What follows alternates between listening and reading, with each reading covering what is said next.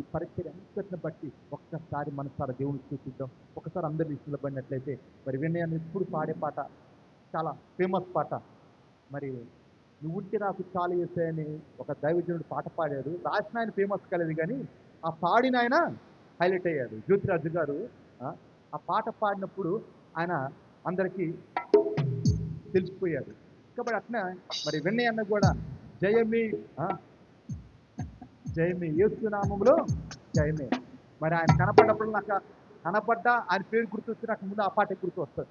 కాబట్టి మరి అయ్యగారిని పక్కన పెట్టుకుని నేను పాడితే కోకిల పక్కన ఉన్న తర్వాత కాకి గుంటి ఊరి వినరు కదా, ఇష్టపడరు కదా. కాబట్టి మరి అయ్యగారే వచ్చి ఆ పాట పాడతాడు. వాక్యంలోకి వెళ్దాం. దేవుని కొందనాలు మంచి వాక్యం అందించాడు మా ప్రభు మనకి. అందరం కలిసి ఇంకొచ్చిన పాడుకున్నాం, అందరం చప్పట్లు కొట్టుకుంటా దేవుని గణపరుచుకున్నాం. హల్లెలూయా. జయమే జయమే యేసు నామములో విజయమే, జయమే జయమే సాతానుపై విజయమే, జయమే జయమే యేసు నామములో విజయమే, జయమే జయమే సాతానుపై విజయమే. గగన వీధులలోనే దుష్ట శక్తులన్నిటినీ ప్రభువు శక్తితోడా అనగా తొక్కేదము. గగన వీధులలోనే దుష్ట శక్తులన్నిటినీ ప్రభువు శక్తితోడా అనగా తొక్కేదము. హల్లెలూయా హల్లెలూయా హల్లెలూయా స్తోత్రములు. మహారాజు యేసుకు మహారాజు క్రీస్తు మహిమ ఈ భూమికి వందనములు. జయమే జయమే యేసు నామములో విజయమే, జయమే జయమే సాతానుపై విజయమే. జీవించువాడాను కాను నేను కానే కాను, నాలో నా క్రీస్తేశుడే జీవించే నడిపించును. జీవించువాడాను కాను నేను కానే కాను, నాలో నా క్రీస్తేశుడే జీవించే నడిపించును. హల్లెలూయా హల్లెలూయా హల్లెలూయా స్తోత్రములు.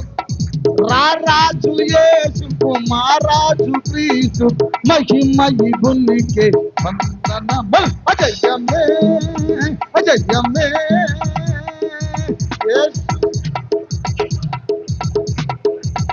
జయమే జయమే సాతానుపై విజయమే. శ్రమలు శోధనలు విస్తరించినను నా యేసు తోడైయున్నా నాకు భయమేలను. శ్రమలు శోధనలు విస్తరించినను నా యేసు తోడైయున్నా నాకు భయమేలను. హల్లెలూయా హల్లెలూయా హల్లెలూయా స్తోత్రములు. రారాజు యేసుకు మహారాజు క్రీస్తు మహిమ ఈ భూమికి వందనములు. జయమే జయమే యేసు నామములో విజయమే, జయమే జయమే సాతాను. యువతి యువకులారా పిల్లలు పెద్దలారా విశ్వాసహీనులరా ప్రభుని ప్రకటించుడి. యువతి యువకులరా, పిల్లలు పెద్దలారా, విశ్వాసహీనులరా ప్రభుని ప్రకటించుడి. హల్లెలూయా హల్లెలూయా హల్లెలూయా స్తోత్రములు. రాజు యేసుకు మహారాజు క్రీస్తు మహిమ ఇవునికే వందనములు. జయమే జయమే యేసు నామములో విజయమే జయమే జయమే సాతానుపై విజయమే. మాదు దేశమును ప్రభుని కై గెలువుమా. మాదు ప్రజలాలలా నడిపించు ప్రభు చెంతకు. మాదు దేశమును ప్రభుని కై గెలువుమా. మాదు ప్రజలాలలా నడిపించు ప్రభు చెంతకు. హల్లెలూయా హల్లెలూయా హల్లెలూయా స్తోత్రములు. రాజు యేసుకు మహారాజు క్రీస్తు మహిమ ఇవునికే వందనములు. జయమే జయమే యేసు నామములో విజయ జయమే జయమే సాతానుపై విజయమే జయమే జయమే యేసు నామములో విజయమే జయమే జయమే సాతానుపై విజయమే సాతానుపై విజయమే సాతానుపై విజయమే. హల్లెలూయా. I went to power. The stockings power the blood of attackers. You might see I went to power the blood of attackers. You might see I went to blind see and the stockings. The blood stool stockings. I went to blow and the stool stockings. I went to blood stockings. You might see the blood of attackers. The stockings, blood and the blood stockings. You might see and the stockings power. Yes, I am. నీ అగ్నితో ఆయన అందించినందుకు నీకు స్తోత్రం. యేసు నామములో నిశ్చయించుకుంటున్నాను. ఆమేన్. ప్రతి ఒక్కరు కళ్ళు మూసుకొని దేవుని స్తుతిద్దాం. మన మధ్య తన సన్నిధిని బట్టి ఇంకా దేవుడు ఈ సంఘాన్ని తన యొక్క దాసుని ప్రేమిస్తూ ఉన్నాడు కదా. డాక్టర్లు అయితే వాస్తవానికి తను పాడేది కాదు కదా, మాట్లాడొద్దు అని చెప్పారు. మాట్లాడకూడదు అని చెప్పారు. అట్లాంటిది మరి వారి మెచ్చి కప్పు ఎగిరిపోయేటట్టుగా దేవుణ్ణి ఆరాధించడానికి మంచి ఆరోగ్యాన్ని అనుగ్రహించాడు కదా. మరి పాడే స్థుతి పాదుటికి నన్ను ప్రతికించిన జీవనదాతవు నీవే కాదా. ప్రాణ భయమును తొలగించావు, ప్రాకారాలు స్థాపించావు. 30 సంవత్సరములు అయ్యా నీ దాసుని చోట నిలబెట్టి నువ్వు వాడుకున్నావయ్యా, నీకు వందనములు. ఈ 30 సంవత్సరములు జరిగిన ప్రతి ఆరాధన బట్టి నీకు స్తోత్రములు. మారిన ప్రతి జీవితాన్ని బట్టి నీకు వందనములు. జరిగిన ప్రతి బాప్తిస్మను బట్టి నీకు స్తోత్రములు. సిద్ధపడ్డ ప్రతి సేవకునికే నీకు వందనాలు. నువ్వు చేసిన ప్రతి అద్భుతముకే నీకు స్తోత్రములు ప్రభా, నీకు వందనములు. యేసయ్యా నీకు వందనాలు అని దేవుని స్తుతిస్తూ ప్రభా నాతో మాట్లాడిన హృదయం తెరువు. నీ దయగల మాటలు నాకు అర్థమవునట్లు కృప చూపయ్యా. నా మనోనేత్రములు తెరువు, ఆత్మీయత వెలిగించు. నువ్వు మాట్లాడితే నాకు మేలు అవుతుంది. నాతో మాట్లాడ ప్రభా అని ప్రార్థిస్తూ నీ ప్రార్థన నుంచి నా తెచ్చి భవించవచ్చు. మహాపరిశుద్ధుడా మహోన్నతుని నీకు వందనములు. ఈ దినము కొరికి సమయం కొరకు నీకు స్తోత్రములు ప్రభా. అయా ఈ చోట సంఘాన్ని నాయన అయా ఆరంభించి 30 సంవత్సరములు ప్రభా జరిగించినటువంటి నాయన ఈ పరిచర్య అంతటిని బట్టి నీకు వందనములు ప్రభా. మారిన ఒక్కొక్క జీవితాన్ని బట్టి, జరిగిన ఒక్కొక్క బాప్తిస్మాన్ని బట్టి, సిద్ధపడ్డ సేవకురాలను బట్టి నీకు వందనాలయ్యా. గతమంతా నీ కృప ఆధారములు ఒప్పుకునిస్తున్నా తండ్రి. ముందుకు నీ కృపకని దయకే వేడుకునిస్తున్నాను నా దేవా. మరొక నూతన సంవత్సరం అడిగి పెట్టబోతుండగా నూతనమైన దీవెనలు ఆశీర్వాదముల ప్రభా సంఘానికి నా తండ్రి యొక్క అయా సేవకునికి నాయన మీరు దయచేయవలసిందిగా ప్రార్థిస్తున్నాను. ఇది మొదలుకొని ఆయన నీ నామమును బట్టి ప్రభా గొప్ప కార్యములు తలపెట్టడానికి, గొప్ప పనులు పూనుకున్నట్టుకు ప్రభా నువ్వు కృప చూపవలసిందిగా ప్రార్థిస్తూ అయా మరి ముఖ్యంగా అయా ఈ దినం కొరకు వచ్చే వాక్కున్న తండ్రి మా అనుగ్రహించి మాతో మాట్లాడవలసిందిగా వేడుకుంటూ ఈ ముందున సమయస్థలకు అప్పగించుకుంటూ యేసు నామములో ప్రార్థిస్తున్నాను తండ్రి. ఆమేన్. నుంచి మీ స్థలంలో కూర్చోండి.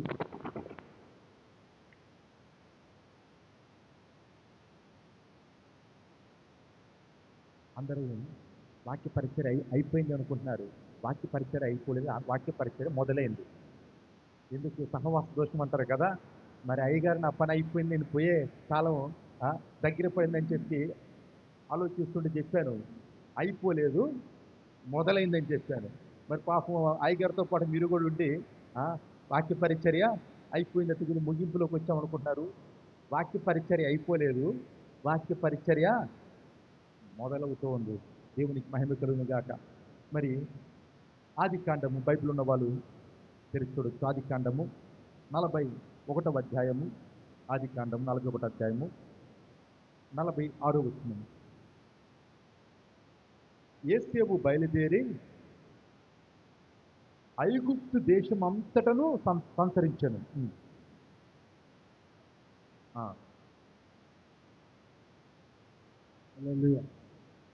యోసేపు ఐగుప్తు రాజైన ఫరో ఎదుట నిలిచినప్పుడు 30 యోసేపు అంట ఫరో రాజు ఎదుట నిలబడ్డప్పుడు యోసేపు ఐగుప్తుని ఏలటము ఆరంభించినప్పుడు తన వయసు ఎంత? 30 సంవత్సరములు. 2వ సమూయేలు 5వ అధ్యాయము 4వ వచనం. 2వ సమూయేలు 5వ అధ్యాయము 4వ వచనం. దావీదు 30 ఏళ్ల వాడై దావీదు ఎప్పుడు ఎలా రాజుగా ఎప్పుడు పరిపాలించటము. దావీదు గొర్రెల కాపరి. దావీదు ఎవరు అంటే ఒక అనామకుడు, ఒక సాధారణమైన గొర్రెల కాపరి. ఈ గొర్రెల కాపరి ఎప్పుడు రాజుగా మార్చబడ్డాడు. తను ఎప్పుడు ఏ వయసు నుంచి ఆయన ఏలను ఆరంభించాడు అంటే 30 సంవత్సరములు వచ్చినప్పుడు తను దావీదు 30 ఏళ్ళు వాడై ఏలను ఆరంభించి 40 సంవత్సరాలు పరిపాలించాడు. లూకా సువార్త 3వ అధ్యాయము 23వ వచనం. లూకా సువార్త 3వ అధ్యాయము 23వ వచనం.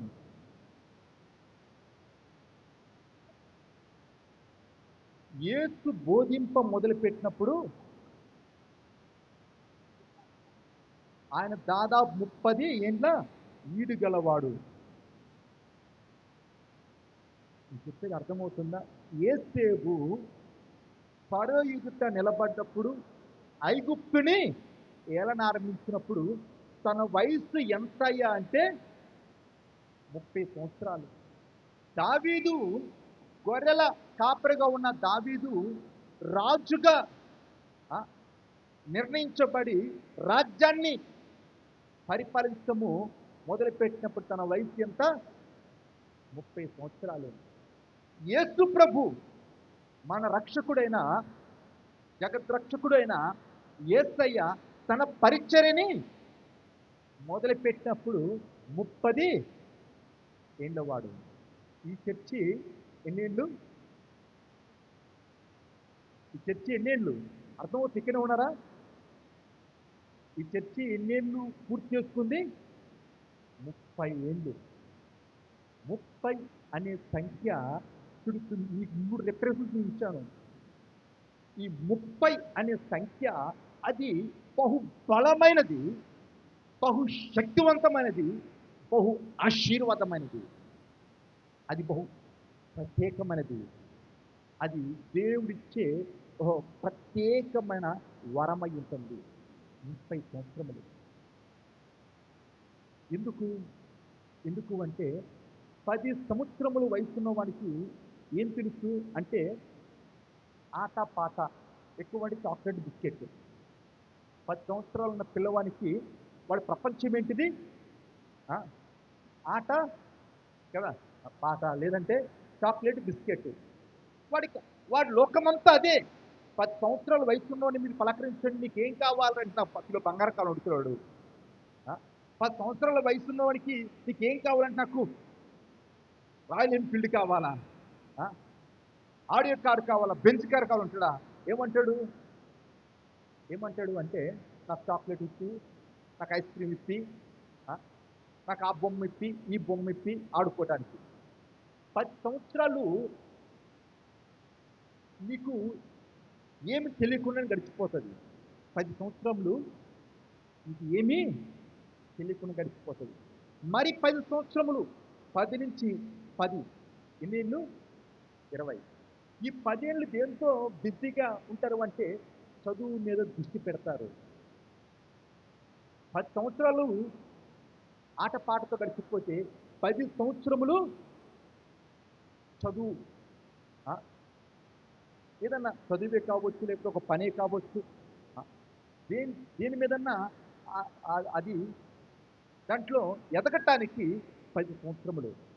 20 సంవత్సరాలకి 10 సంవత్సరాలు బాల్య దినాలు, మరి 10 సంవత్సరాలు చదువు మీద దృష్టి పెడతారు. మరి 10 సంవత్సరాలు, 30 సంవత్సరాలు, ఈ 10 సంవత్సరాలు దేని మీద అంటే ఉద్యోగం చేస్తున్న వాళ్ళకి ఉద్యోగం పైన, ఉద్యోగం సంపాదించి 20 ఏళ్ళు చదువు పూర్తయితే 20 ఏళ్ళకి 30 ఏళ్ళకి ఏం టార్గెట్ ఉంటుంది వాళ్ళకి? మంచి జాబు, మంచి ఇల్లు, మంచి భార్య, మంచి పిల్లలు. 10 ఏళ్ళకి ఆటతో కలిసిపోతుంది. మరి 10 సంవత్సరాలు చదువు పూర్తవుతుంది. 20 ముందున్న 10 సంవత్సరాల టార్గెట్ ఏంటంటే యవనస్తుని అడిగితే 20 సంవత్సరాల్లో ఉన్న యవనస్తుని 10 సంవత్సరాల్లో వచ్చిన వయసు వచ్చిన నీ కొరకు దేని కొరకు ప్రార్థించాలని వాడు ఏమంటాడు? 10 సంవత్సరాలు అయిపోయిన తర్వాత అన్న నా చదువు నీ మంచి చదువుకోవాలని ప్రార్థించంటాడు పిల్లవాడు, 10 సంవత్సరాలు దాటినవాడు. 20 సంవత్సరాలు యవనస్తుని అడిగితే నీ గోల్ ఏంటి, దేని కొరకు ప్రార్థించాలంటే 20 సంవత్సరాలు వచ్చిన ఏమంటారు? నాకు మంచి భార్య, మంచి భర్త, మంచి జాబు, మంచి ఇల్లు, మంచి పొజిషన్ నాకు కావాలా అంటే 30 ఏళ్ళు వచ్చేటప్పటికి మొదటి వాళ్ళ జీవితంలో సెటిల్ అయిపోతారు. 30 ఏళ్ళకి వాళ్ళు స్థిరపడిపోతారు. 30. మరి యేసేపు ఫరో ఎదుట నిలబడ్డప్పుడు 30 ఏళ్ళు, దావీదు ఏలన ఆరంభించినప్పుడు 30 ఏళ్ళు, యేసయ్య పరిచర్య మొదలుపెట్టినప్పుడు 30 ఏళ్ళు. ఆ 30 ఏళ్ళు వీరు మనుషుల దృష్టిలో ఏ విధంగా ఉన్నారు? బలవంతులుగా, జ్ఞానవంతులుగా, యుద్ధశూరులుగా, పేరు ప్రఖ్యాతులు గాంచిన వారికి కనబడ్డారా 30 ఏళ్ళు? యేసేపు 30 ఏళ్ళు వచ్చేంత వరకు యేసేపు ఎవరో తెలియదు. అనామకుడు, సరసాల్లో ఉన్నాడు, సంఖ్యలతో ఉన్నాడు. తన పక్షాన వాదించే వాళ్ళు ఎవరు లేరు, తన సహాయం చేసే వాళ్ళు ఎవరు లేరు, తన్ని బయటికి తెచ్చే వాళ్ళు ఎవరు లేరు. చావు అంచుల్లో, మరణపు కోరల్లో తను బ్రతుకుతూ వచ్చాడు. 30 ఏళ్ళు వరకు యేసేపు ఎవరో బయట ప్రపంచానికి అనామకుడు. ఇవి చాలా ఈ బైబిల్ కాలేజీలో నేర్పరు, ఇవి బుక్స్లో దొరకవు, ఇవే ప్రత్యక్షతలు అంటారు. దేవదూత కోనేటి నీటిని కదిలించినప్పుడు ఎవడైతే దూకాడో వాడు స్వస్థత పొందుకుని, ముందు దూకినవాడు కాదు, తర్వాత దూకినవాడు కాదు, కదిలించినప్పుడు దూకినవాడు. మరి ఆత్మ కదలికని ఇక్కడ చూస్తూ ఉన్నాను. చాలా లోతని విషయాలు దేవుడు మాట్లాడుతూ ఉన్నాడు. ఇక్కడ మనసు పెట్టి వింటే మేలవుతుంది. మరి యేసేపు 30 ఏళ్ళు వచ్చేంత వరకు ఒక అనామకుడు 4 గోళ్ల మధ్య బందీగా ఉన్నాడు. 4 గోళ్ల మధ్య బయట ప్రపంచం తనకు తెలియదు, తానెవరు బయట ప్రపంచానికి, ఆయన ఎవరు ఒక ఖైదీగా ఉన్నాడు. ఒక వ్యభిచారిగా తన పైన ముద్ర పడింది. ఒక వ్యభిచారి అని చెప్పి తన పైన ముద్ర వేసి తన 4 గోడల మధ్య బంధించారు. బయట ప్రపంచానికి పొత్తు లేకుండా ఉన్నాడు. బయట ప్రపంచం అంటే యేసేపుకి తెలీదు. యేసేపు ఎవరు బయట ప్రపంచానికి ఖైదీ ఖైదీగా ఉన్నాడు. దావీదు 30 ఏళ్ళు వచ్చేంత వరకు మంచి జీవితాన్ని జీవిస్తూ ఉన్నాడా? ఇన్నిన్ని గుడుదుడుకులు, ఇన్నిన్ని పోరాటాలు. అంటాడు, అయ్యా నా శత్రువులు నా తల్లో ఉన్న వెంట్రుకల కంటే విస్తారంగా ఉన్నారయ్యా. అడుగడుగున కొన్నిసార్లు ఒకసారి సౌలు అంటే ఈట తీసుకొని దావీదు మీద విసిరాడంట. వెంట్రుక మందలో తప్పిపోయిందంట. ఇన్నిన్ని మరణపాయాలు, అడుగడుగున ఎప్పుడు ఎవరు చంపుతారో తెలియదు. దావీదుని ఎప్పుడు ఎవరు చంపుతారో తెలియదు. ఒక పక్క సౌలు తరుగుతూ ఉన్నాడు. తన ప్రాణం అరిచేతిలో పెట్టుకొని అరణ్యములో పరిగెత్తుతూ ఉన్నాడు. కొండల్లో గుహల్లో తలదాచుకుంటూ ఉన్నాడు. ఎప్పుడు ఎక్కడ ఉంటాడో తనకు కూడా తెలియదు. ఎప్పుడు ఎక్కడ భోజనమో తనకి ముందే తెలియదు. దేశదిమ్మర్లాగా తిరుగుతూ ఉన్నాడు. 30 ఏళ్ళు వచ్చేంత వరకు ఆయన భయంకరమైన శ్రమల్లో, భయంకరమైన పోరాటాల్లో, భయంకరమైన మరి జీవితాన్ని జీవిస్తూ ఉన్నాడు దావీదు. యేసు ప్రభు ఆయన దైవమానుడైనప్పటికీ 30 ఏళ్ళు వరకు ఆయన ఏం చేసాడో కూడా చరిత్ర బైబిల్లో మనకి రాయబడలేదు. యేసు ప్రభు జీవితం మొత్తం ఎంత జీవించింది చెప్పండి? 33.5 సంవత్సరాలు. ఆయన సేవ చేసిన ఎంతకాలము? 3.5 సంవత్సరాలు. ఆయన సేవ గురించి బైబిల్లో రాయబడింది, కానీ ఆ 30 ఏళ్ళు ఏమైందో తెలియదు. ఏం చేసాడంటే కష్టపడి వడ్లవాని పని చేసాడేమో, కుటుంబాన్ని పోషించడేమో. యేసు ప్రభు పుట్టిన తర్వాత యేసేపు తన తండ్రి చనిపోయాడేమో, ఇంటి బాధ్యత మీద పడిందేమో, ఇంటికి పెద్ద కొడుకు కాబట్టి కష్టపడి కుటుంబాన్ని పోషించాడేమో, తన బాధ్యతలు నెరవేర్చాడేమో. 30 ఏళ్ళు వరకు యేసు ప్రభు యొక్క చరిత్ర కూడా మనకి లేదు. మరి 30 ఏళ్ళు దాటిన తర్వాత వీరి జీవితం ఒక చరిత్రగా మార్చబడింది. 30 ఏళ్ళు దాటిన తర్వాత యేసేపు జీవితమైన, దావీదు యొక్క జీవితమైన, యేసు ప్రభు యొక్క జీవితమైన అది ఒక చరిత్రగా మార్చబడింది. మరి ఈ గడిచిన 30 సంవత్సరాలు జరిగిన సేవ ఒక లెక్క అయితే, ఇప్పుడు జరగబోయే సేవ మరొక లెక్క అయి ఉంటుంది. హల్లెలూయా. ఈ 30 సంవత్సరాలు అనేక పోరాటాలు, అనేక ఎత్తు పల్లాలు, అనేక యుద్ధాలు. ఈ గడిచిన 30 సంవత్సరాల్లో అడుగడుగున తణుకులాట చూస్తూ వచ్చారు. అడుగడుగున ఇప్పటికి వెళ్ళారుతుందా, ఇప్పుడు దిగుతుందా. ఒకసారి అన్న దగ్గరికి వచ్చి బోరుమని ఏడ్చాడు. అన్న, ఆడపిల్లలకి తండ్రిగా ఉండొద్దన్న, ఆడపిల్లలకి తండ్రి అయి పుట్టొద్దన్న. ఎందుకు? ఈ రోజుల్లో ఒకళ్ళిద్దరిని తాకటమే తల ప్రాంతం వస్తుంది. ఇట్లాంటిది ఎదిగిన ఆడపిల్లలు ఇంట్లో ఉంటే, చుట్టుపక్కల వాళ్ళు చూటిపోటి మాటలు మాట్లాడుతూ ఉంటే ఏ తండ్రి తట్టుకోగలుగుతాడు? ఏ తల్లి భరించగలుగుతాడు? దయనీయమైన స్థితి. ఒక పరిస్థితులు వచ్చి ఓరుమని ఏడ్చాడు. ఆడపిల్లలకి తండ్రిగా ఉండొద్దని. మరి అన్న ధైర్యపరిచి మరి పంపించాడు. మిర్యాలగూడలో ఉన్నాను. ఆ రోజు ఎందుకో ఆ రాత్రి అంతా అన్న గురించి దేవుడు నాకు చూపిస్తూ ఉన్నాడు. తెల్లారు లేవగానే నేనే ఫోన్ చేశాను అన్నకి. అన్న ఎట్లా ఉన్నావు, బాగున్నావా, ఏం చేస్తున్నావు అని చెప్పి నాకు బాగా గుర్తుంది. ఇప్పటికీ నా మనసులో ఆ ముద్ర చేరిపోలేదు, బాగా గుర్తుంది. ఎట్లా ఉన్నావంటే, ఫోన్లు కూడా బాధపడతా ఉన్నాను, చాలా బాధపడతా ఉన్నాడు. గన్నీ మైక్లో చెప్పేది కాదు. బాధపడబాకండి, దేవుడికి అసాధ్యమైనది ఏది లేదు, దేవుడు రెప్పపాట్టిన పరిస్థితిని మార్చగలడు అని చెప్పి కొంచెంసేపు మాట్లాడిన తర్వాత సాయంత్రం తిరిగి అన్నీ నాకు ఫోన్ చేశాడు. అయ్యా బ్రదర్, హైదరాబాద్ నుంచి ఒక సంబంధం వచ్చింది, చూశారు, ఖాయం అయిపోయింది, పెళ్ళి సెటిల్ అయిపోయింది. ఆ పెళ్ళి ఒక అద్భుతంగా ఉంటే ఒక్క సంవత్సరములో 3 పెళ్ళిళ్ళు. అంతేనయ్యా? పెళ్ళైన ఇంట 6 నెలలు కరువు అంటారు. ఒక్క సంవత్సరంలో 3 ఆడపిల్లల పెళ్ళిళ్ళు. మగపిల్లల పెళ్ళి కదండి. మగపిల్లల పెళ్ళి ఏంది అంతా వాళ్ళ చూసి వీళ్ళు పోయి తాళిబట్టి కట్టేస్తే అయిపోతుంది కదా. ఆ, మరి ఆడపిల్ల పెళ్ళి అంటే ఎంత రిస్క్ ఉంటుంది, ఎంత ఆ, ఖర్చు ఉంటుంది, ఎంత పని ఉంటుంది. ఒక్క సంవత్సరంలో 3 పెళ్ళిళ్ళు. మరి అడుగడుగున తణుకులాట. ఎప్పుడు తెల్లారితే ఎప్పుడు పొద్దు ఊపిదో తెలియదు. చెప్పుకొని సేవకులు అంటే చాలా మందికి వీళ్ళకి ఏమి తెల్ల బట్టలు వేసుకొని ఆ, కార్లు తిరుగుతూ ఉంటారు.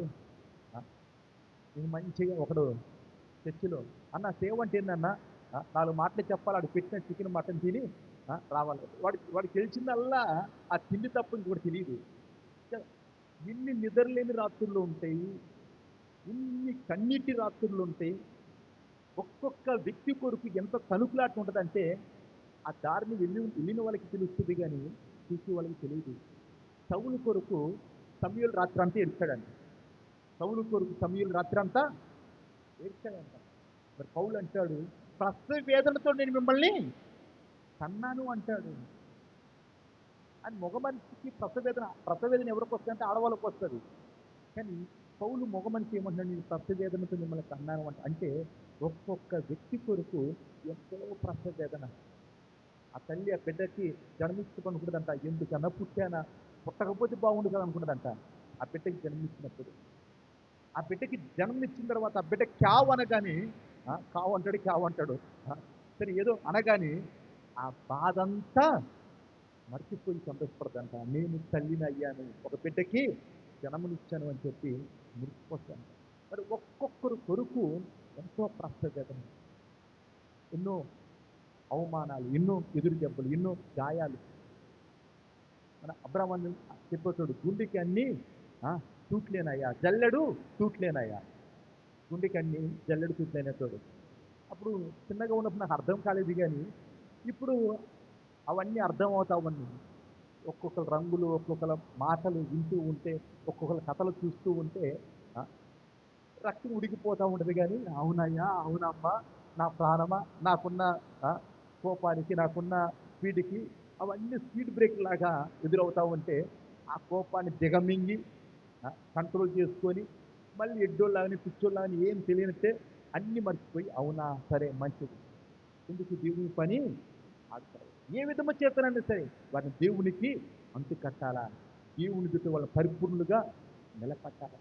అదే తండ్రి యొక్క మనసు అయి ఉంటుంది. మరి 30 ఏళ్ళు వీరు బహు శ్రమల గుండా ప్రయాణించినటువంటి వ్యక్తులై ఉంటున్నారు. ఆ 30 ఏళ్ళ తర్వాత వారు ప్రపంచాన్ని కదిలించిన వ్యక్తులుగా మార్చబడ్డారు. మరి ఈ 30 సంవత్సరాలు ఈ 2 చింతల ఈ హౌస్ ఆఫ్ ఫేత్ చర్చి కేవలము దేవదూతల పరిచర్య మాత్రమే చేశారు. ఇంతకుముందు అయ్యగారు చెప్పారు ఏమని, దేవదూతల పరిచర్య. ఈ 30 ఏళ్ళు ఏ పరిచర్య మీరు చూశారు అంటే దేవదూతల పరిచర్య చూశారు.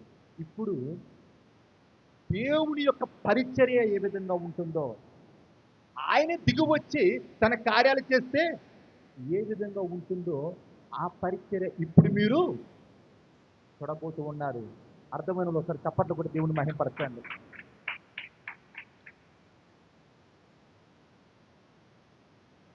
ఈ ముగ్గురు 3 విధాలుగా మనకి బైబిల్లో కనబడుతూ ఉన్నారు. మొదటి కొరింథీయులకు రాసిన పత్రిక 13వ అధ్యాయము 13వ వచనం. మొదటి కొరింథీయులకు రాసిన పత్రిక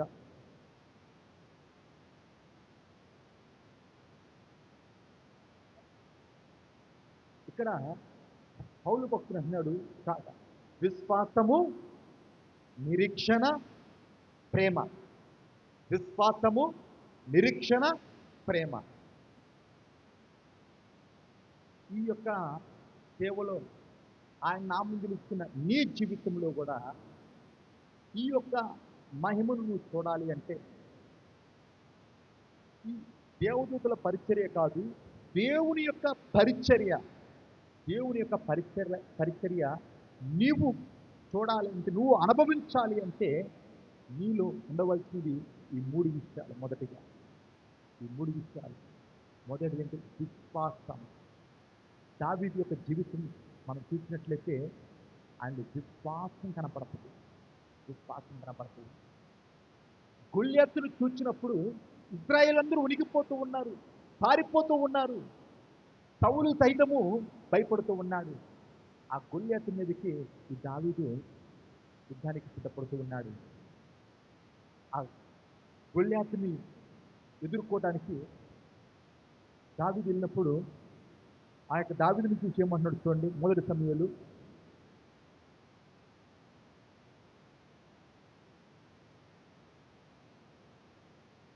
17వ అధ్యాయము 45వ వచనము.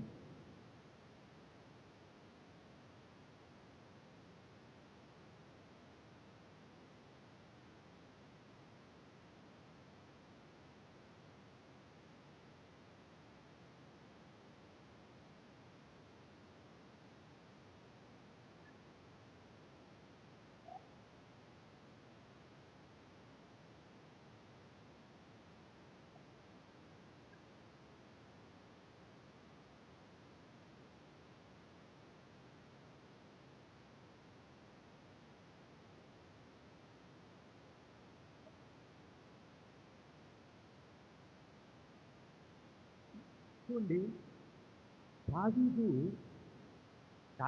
గొల్యాతు మీదకి వెళ్తే గొల్యాతు ఏమంటున్నాడు, ఏం తీసుకుని నా మీదకి యుద్ధానికి వస్తున్నావు? నా మీదకి కర్ర తీసుకుని వస్తున్నాయి, ఏమన్నా కుక్కను అనుకున్నావా? కుక్కను అనుకున్నావా? దావీదు దృష్టిలో గొల్యాతు ఎట్లా ఉన్నాడు? కుక్కలాగా, ఒక పిట్టలాగా ఉన్నాడు. అందుకే ఒక కర్ర, ఒక పిట్టలు కొట్టే వడిసలు తీసుకుని పోయాడు. ఎట్లు పోయి 5 రాళ్ళు తీసుకున్నాడు, ఒక వడిసల చేత పట్టుకున్న కర్ర తీసుకుని పోయాడు. ఇంద్రబాబు, నన్ను చూసి సైన్యమే పారిపోతుంటే నా మీదకి నీ యుద్ధానికి వస్తున్నావు, నువ్వు కుక్కను అనుకున్నావు, నా మీద కర్ర తీసుకుని వస్తున్నావు అంటే ఇక్కడ దావీదు అంటున్నాడు, నువ్వు కత్తియు ఈటయు బల్యమును ధరించుకొని నా మీదకి వచ్చుచున్నావు. అయితే నీవు తిరస్కరించిన ఇశ్రాయేళ్ల సైన్యములకు అధిపతికి యెహోవా పేరట నేను నీ మీదకి వచ్చుతున్నాను. ఈ దినమున యెహోవా నిన్ను నా చేతికి అప్పగించు. నేను నిన్ను చంపి నీ తల, గొల్యాతు యొక్క తల తెగ కొట్టాలి అంటే దావీదుకి ఏం కావాలా చెప్పండి? కత్తి కావాలా? మరి దావీదు చేతిలో ఏముంది? కత్తి లేకుండా ఎట్లా తల తెగ నరుగుతా అంటున్నాడు? దీన్ని విశ్వాసము అంటారు. నీ చేతిలో కత్తి ఉంది కదా, అది చాలే నీ తల తెగ నరగటానికి. నీతివంతుడు దేని మూలాన్ని జీవిస్తాడు అంటే విశ్వాస మూలాన్ని. విశ్వాసము లేకుండా దేవునికి ఇష్టులై ఉండటము అసాధ్యము. విశ్వసించేవాడు కలవరపాడు.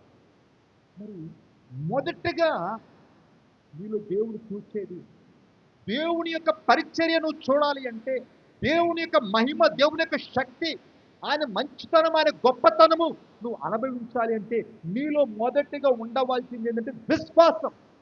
నా వల్ల కాదు, నా పరిస్థితి మారదు, నా రోగం తగ్గదు, నా అప్పు పోదు, ఈ పనికి మాలిన మాటలు పక్కన పెట్టి నన్ను బలపరచువాని యందు నేను సమస్తము చేయగలను. ఇది నాకు అసాధ్యమే కానీ దేవునికి సమస్తము సాధ్యమే. నువ్వు ఎప్పుడైతే విశ్వాసముతో నువ్వు పలుకుతావో, విశ్వాసముతో మరి నువ్వు ముందుకి అడుగులు వేస్తావో, విశ్వాసముతో ఎదురు చూస్తావో, అద్భుతాలు నీ జీవితంలో చూడగలుగుతావు. ఎందుకు పరిస్థితులు మారట్లేదు? ఎందుకు జవాబు రావట్లేదు? ఎందుకు కార్యాలు జరగట్లేదంటే మన యొక్క అవిశ్వాసం. యేసయ్య అంట ఒక ప్రాంతానికి వెళ్ళి అనేకమైన అద్భుతాలు ఆ చోట చేయాలని చెప్పి ఆశపడ్డాడంట. కానీ ఆ చోట యేసు ఆ చోట ఏమీ చేయలేకపోయింది. ఎందుకు అంటే అది కిందే ఉంటుంది. ఎందుకు? వారి యొక్క దేవుడు చెప్పాడు మహాశ్రమల్లో ఇంకా అంతా అయిపోయింది అనుకున్నప్పుడు దేవుడు ఏమన్నాడు, నా మంచితనం అంత నీ ఎదుట నేను కనుపరచను, నా మంచితనం అంత నీ ఎదుట చూస్తాను అన్నాడు. చెప్పి దేవుడు చేయటం మొదలుపెట్టాడు. అయిపోయింది అని నేను అనుకుంటే మొదలైంది అని చెప్పి నా మంచితనం అంత నీ ఎదుట చూస్తా అని చెప్పి 3 సంవత్సరాల్లో 3 ఏళ్ళ క్రితం మీడియాలో కూడా ఒకవేళ వస్తే 3 ఏళ్ళ క్రితం వచ్చిన వాళ్ళు ఇప్పుడు వస్తే ఆశ్చర్యపడతారు. ఎందుకు? పోలికలు లేకుండా దేవుడు తన కార్యాల చోట జరిగిస్తూ ఉన్నాడు. చెప్పి నా మంచితనమంత నీ ఎదుట కనుపరుస్తానని చెప్పి తన కార్యాలు చేశాడు. తన మంచితనం మనం చూడాలి అంటే మనలో ముందు ఏముండాలా? విశ్వాసం. ఇప్పుడు మనిషికి ఎన్ని దెబ్బలు తగిలినా డాక్టర్లు వైద్యం చేస్తారు, కానీ ప్రాణం లేకుండా శవాన్ని తీసుకొచ్చి వైద్యం చేయమంటే డాక్టరు ఉంటాడు. ప్రాణం ఉన్న వ్యక్తికి వైద్యం చేయగలుగుతాడు, కానీ ప్రాణం లేని వ్యక్తికి వైద్యము చేయలేడు. నీలో విశ్వాసం ఉంటే దేవుడు కార్యం చేస్తాడు, కానీ నీలో విశ్వాసం లేకపోతే దేవుడు ఏ కార్యము.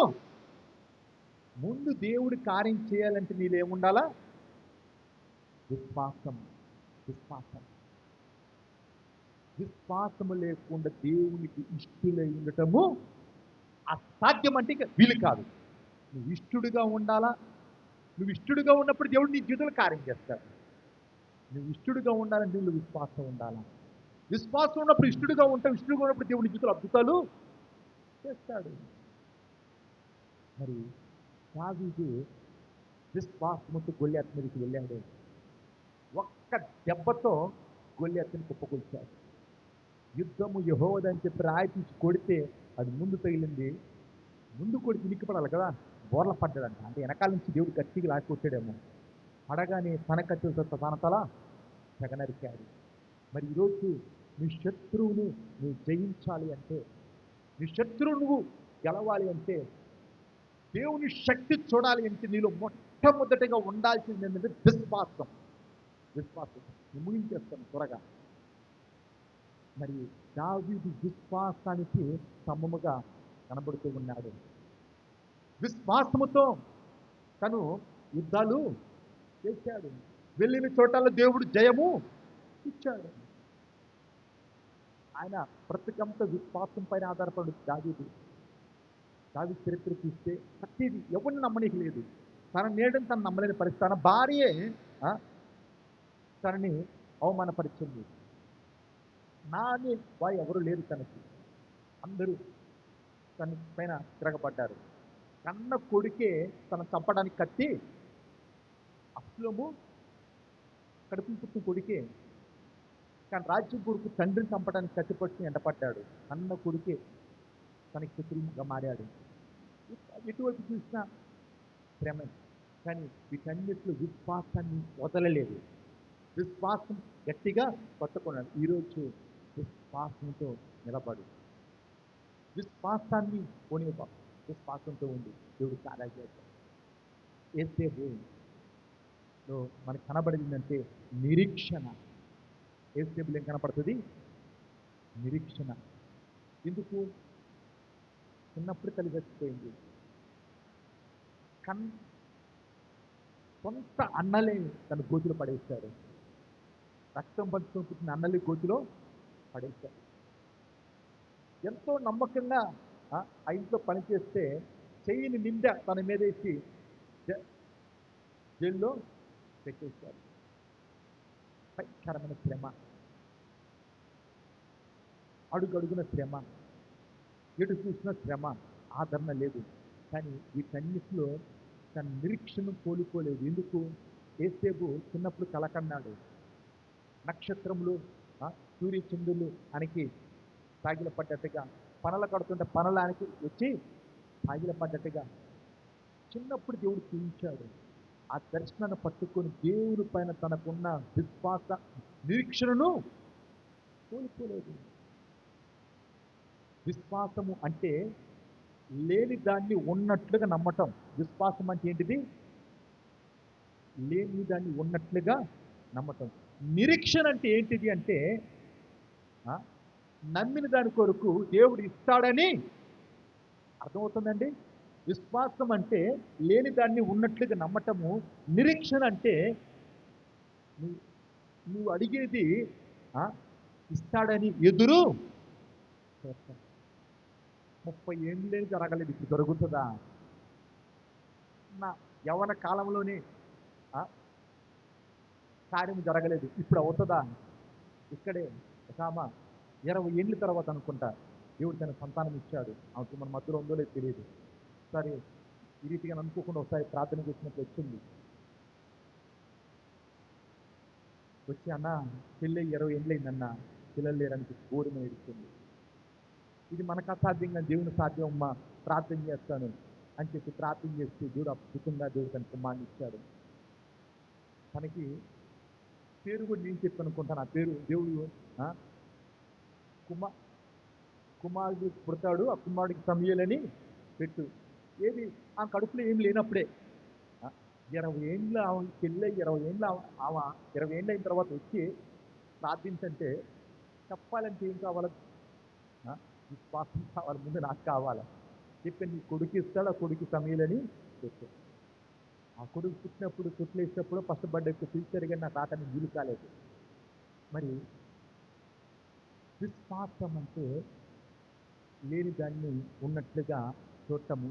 నిరీక్షణ అంటే చూసేదాని కొరకు ఎదురు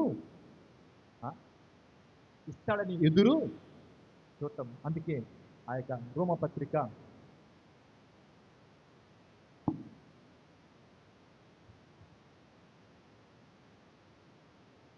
5వ వచనము, 5వ అధ్యాయము 5వ వచనము, ఎందుకనగా ఈ నిరీక్షణ మనల్ని సిగ్గుపరచదు.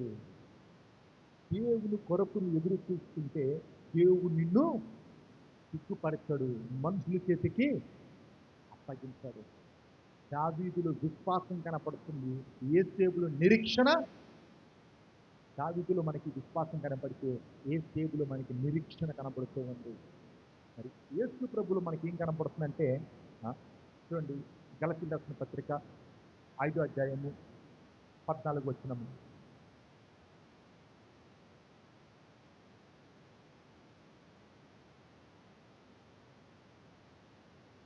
ధర్మశాస్త్రం అంతయు నిన్ను వలిని పొరుగు అని ప్రేమించుము అని ఒక్క మాటలో సంపూర్ణమైనది. ఈ ధర్మశాస్త్రం అంతా ఒక్క మాటలు ఇముడు ఉందంట. ఏంటిది? నిన్ను వలే ప్రేమించు.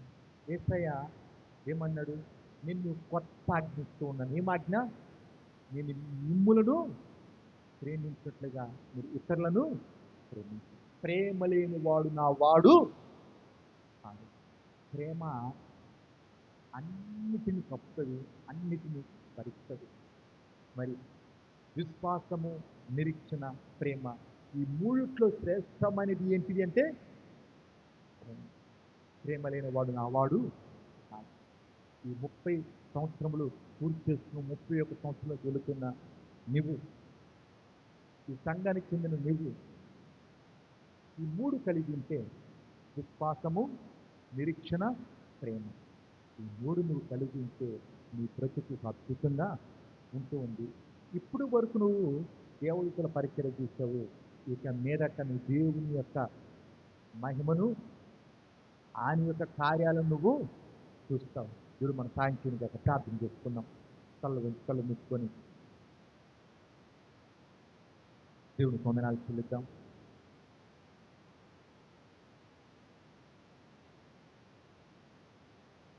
ఇంతగా దేవుడు మనల్ని ప్రేమిస్తూ ఉన్నాడు. మానక మనడల తన కృపను కనుపరుస్తూ ఉన్నాడు. దేవునికి వందనాలు చెల్లిద్దాం.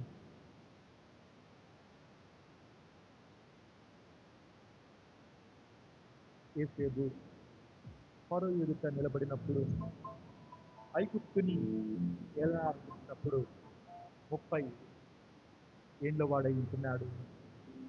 దావీదు రాజుగా పట్టాభిషేకము పొందినప్పుడు, రాజ్యాన్ని ఏలనారంభించినప్పుడు 30 ఏళ్ళ వాడై ఉంటున్నాడు. యేసు ప్రభు యేసు ప్రభు పరిచర్య మొదలుపెట్టినప్పుడు 30 ఏళ్ళు వాడై ఉంటున్నాడు. మరి ఆ 30 ఏళ్ళు వరకు వారెవరో బయట ప్రపంచానికి తెలియదు. వారు అనామకులుగా కనబడుతూ ఉన్నారు. ఆ 30 ఏళ్ళ తర్వాత వారు చరిత్రకారులుగా కనబడుతూ ఉన్నారు. మరి ఈ 30 ఏళ్ళు ఎన్నో అవమానాలు, ఎన్నో అపజయాలు, ఎన్నో కన్నీటి రాత్రులు, ఎంతో పోరాటం, ఎంతో శ్రమను అనుభవించావేమో. అడుగడుగున కష్టపడుతూ నువ్వు ఉన్నావేమో. ఇదిగో ఈరోజు నీతోనే దేవుడు చెప్తూ ఉన్నాడు, ఇప్పటి వరకు దేవదూతుల పరిచర్య నువ్వు చూచావు. ఇప్పటి వరకు దేవదూతుల పరిచర్య చూచావు. ఇప్పుడు నువ్వు ఆయన యొక్క మహిమను చూడబోతూ ఉన్నావు. ఆయన మంచితనాన్ని చూడబోతూ ఉన్నావు. ఆయన యొక్క గొప్పతనాన్ని నువ్వు చూడబోతూ ఉన్నావు. ఆయన నీ కొరకు అసాధ్యమైన కార్యములు చేయబోతూ ఉన్నాడు. నిన్ను నిలబెట్టి లోకం ఉలిక్కిపడే కార్యాలు, శత్రువులు భయపడే కార్యాలు, నీ జ్ఞానానికి అందరి కార్యాలు దేవుడు చేయబోతూ ఉన్నాడు. కాబట్టి ప్రభా, నాలో విశ్వాసాన్ని పెంచు, నాలో నిరీక్షణను అనుగ్రహించు, నా పైన నీ ప్రేమను కుమ్మరించు. నీలాగా మనుషులను ప్రేమించడానికి, ప్రేమ లేని వాడు నా వాడు కాడు అంటున్నాడు కదా ప్రభా. నీలాగా నేను ప్రేమించాను, స్వార్థం లేకుండా నిస్వార్థముగా నీ మనసుతో. క్రీస్తు యేసును కలిగిన ఈ మనస్సు మీరును కలిగి ఉన్నాడు కదా ప్రభా. నీ మనసు నాకు దయచేయాలి. ప్రేమించే మనస్సు, సహించే మనస్సు, దీవించే మనస్సు నాకు అనుగ్రహించు దేవా. నా ఎడల దయచేసి ప్రపంచపు నిశ్చితమతిన కనబడి నాతో మాట్లాడు. నీ మాటలు నాకు అర్థమవునట్టుగా సహాయం ఇచ్చు. నీ ప్రార్థిస్తూ నీ ప్రార్థన నాకు భవిష్యత్తు. మహాపరిశుద్ధుడా, మహోన్నతునికి వందనములు. సజీవుడా, సర్వాధికారి నీకు స్తోత్రములు. గడిచిన 30 సంవత్సరాల పరిచర్య అంతటిని బట్టి నీకు వందనములు నాయన. అవును ప్రభా, ఇంత కాలము నాయన ఈ సంఘము అయా, ఈ సేవలో ఉన్న అయా ప్రతి ఒక్కరూ ఆయన దేవదూతుల యొక్క పరిచర్య నా తండ్రి చూచి ఉండగా, ఇప్పుడు ప్రభా నీ యొక్క మహిమను చూడనై ఉండగా అయా, ఈ సంఘాన్ని మీరు బలపరచండి. నీ యొక్క మంచితనము, నీ యొక్క గొప్పతనము సంఘం సేవ పట్ల ప్రభా మీరు కనపరచవలసిందిగా ప్రార్థిస్తున్నాను తండ్రి. ఈ సంఘాన్ని ప్రభా మీరు అక్కడికి సిద్ధపరచవలసిందిగా, మీరు అక్కడ ఎత్తబడి వధువు సంఘముగా ప్రభా మీరు మార్చవలసిందిగా వేడుకుంటున్నాను. నువ్వు కోరినటువంటి ఆయా పరిపూర్ణతలోనికి ఆయన ప్రతి ఒక్కరిని ఆయా మార్చవలసిందిగా, మహిమ నుండి అధిక మహిమలోనికి ప్రభా నడిపించవలసిందిగా ప్రార్థిస్తున్నాను తండ్రి. కృప చూపండి, దయ చూపండి దేవా. నేను ప్రత్యేకంగా ప్రార్థిస్తూ ఉన్నాను. తన కుటుంబీకుల కొరకు ప్రత్యేకంగా ప్రార్థిస్తూ ఉన్నాను. తన సంతానాన్ని, మన మనవరాన్ని, తన కలిగిన సమస్యలను ప్రభుత్వ భద్రపరచండి. హృదయ వేదన దూరపరచండి, గుండెకాయలు మానపండి, దేహంలో ప్రతి బాధంతో తొలగించండి, దీనికి అవసరం గ్రహించండి. ప్రతి విరోధాన్ని, ప్రతి శత్రుత్వాన్ని, శత్రు యొక్క ప్రయత్నాలను ఆయన రద్దుపరచండి. మీ పరలోకపు ఉద్దేశములు, నిత్య ప్రణాళికలను ఆయన దాసుని యొక్క కుటుంబంలో నెరవేర్చండి తండ్రి. కొద్ది రహస్యులు దేవుడు కనుక అయా నీ గుప్పులు ఇచ్చిన దేవ, ఇకున్న ప్రతి ఒక్కరు హృదయ వాంఛన ఆయన సఫలపరచవలసిందిగా, వారు హృదయ వేదన దూరపరచవలసిందిగా ప్రార్థిస్తూ ఉన్నా తండ్రి. నీకు స్తోత్రములు. నువ్వు కోరిన స్థిరమైన మార్పు ప్రతి ఒక్కరిలో దయచేయవలసిందిగా వేడుకుంటున్నాను తండ్రి. సుదీర్ఘమైన పాత్రలుగా, బలమైన ఆయుధాలుగా, నోటి బూరలు కానీ, వరాలు కానీ, శబ్దాలుగా తండ్రి ప్రతి బిడ్డను నిలబెట్టి ప్రతి బిడ్డతో మహిమ పొందవలసిందిగా ప్రార్థిస్తున్నానయ్యా. దేవానికి స్తోత్రములు అయ్యా మరొక నూతన పెట్టి ఉండగా నూతనమైన దీవెనలు ఆశీర్వాదాలు ప్రభా సంఘాన్ని సేవకి దయచేవలసిందిగా ఇంకా అనేక మంది ప్రార్థన పనులు లేవనెత్తవలసిందిగా సేవకులు సైనికులు సిద్ధపరచవలసిందిగా సహాయకులు నమ్మకస్తున్న ప్రభ జతపరచవలసిందిగా ప్రార్థిస్తూ ఉన్నాను. ఎందరైతే ప్రభ ఈ సంఘాన్ని దేవుని ప్రేమించి ప్రార్థన మూలముగా పరిచర్య ద్వారా ఆర్థికముగా వస్తువులు మేలు కోరి తోడుపడుతూ ఉన్నారు. వారందరినీ నాయన నీ కృపకలు జీవించవలసిందిగా ప్రార్థిస్తూ మరుగును వారు పడుతున్నటువంటి ఆ ప్రయాసకి బహిరంగముగా ప్రభ ప్రతిఫలం దయచేవలసిన వేడుకుంటున్నాను. కలిగిన సమస్తాన్ని ఎత్తలకు అప్పగించుకుంటూ యేసు నామములో ప్రార్థిస్తున్నాను తండ్రి, ఆమేన్.